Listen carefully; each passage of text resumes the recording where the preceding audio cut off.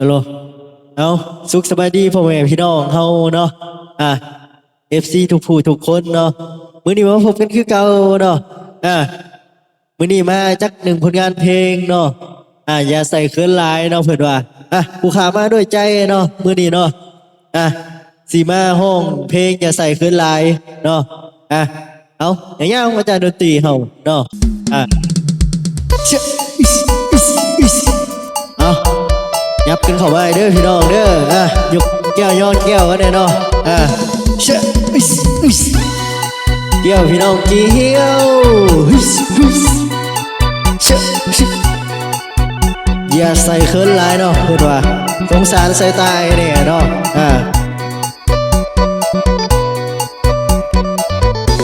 อย่าใส่เขินหลายสงสารใส่ตายเนี่ยคืองามเอาแท้เห็นแล้วน้ำลายมันไหลบ่ได้อ่านกินอยู่ฟินน้องจงเข้าใจพันได้นอนห่มห่มสามวัยศาสตร์นี้คงตายตาหลับเต้นอนสะอ่อนแท้เด้ใจสิเพย้ำได้อย่างกายได้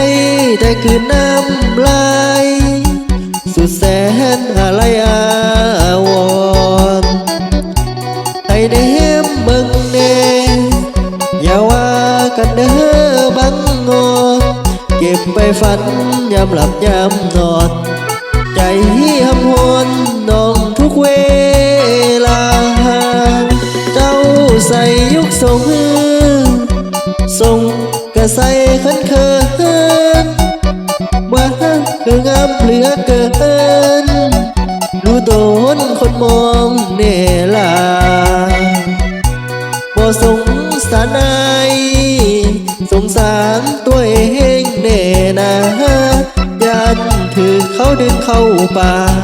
แล้วอย่าหาว่าผู้ใส่ใจดาใส่เขินหลา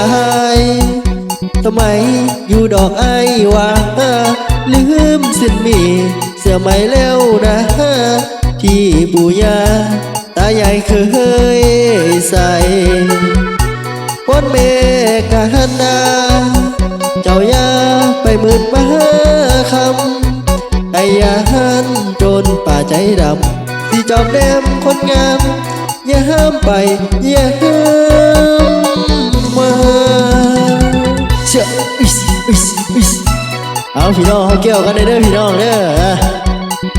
อยับได้ใช่สวนเขาว่าทั้งหน้าเวทีเขาเนี่ยเนาะไปกองกันยังอยู่ทางนั้นเนาะยับเขาว่าหน้าเวทีเขาเนี่ยเนาะเชื่อ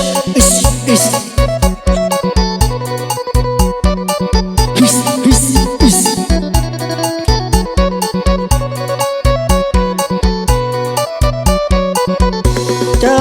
ใส่ยุคทรงกระใส่ขันเขินว่าคืองามเหลือเกินรู้โตนคนมองเนล่ะบ่สงสารอายสงสารตัวเองเน่นะยันถือเขาดึงเข้าป่าแล้วอย่าหาว่าผู้ใส่จะให้ดาอย่าใส่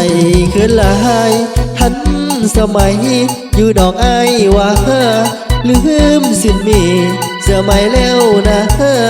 ที่ปู่ย่าตายายเคยตามวันเมกะหันนาเจ้าย่าไปมืดมาคำไอ้ยาหันจนป่าใจดำสีจอบแนมคนงามย้ำไปย้ำมาเชื่อเอาก็ขอบใจเนาะขอบใจ FC ทุกผู้ทุกคนเนาะที่หับส้มแต่ต้นจนจบเนาะเมื่อนี้ก็บ่มียังหลายนะผู้ขาก็มาด้วยใจเนาะก็ขอกล่าวคำว่าสบายดีเนาะ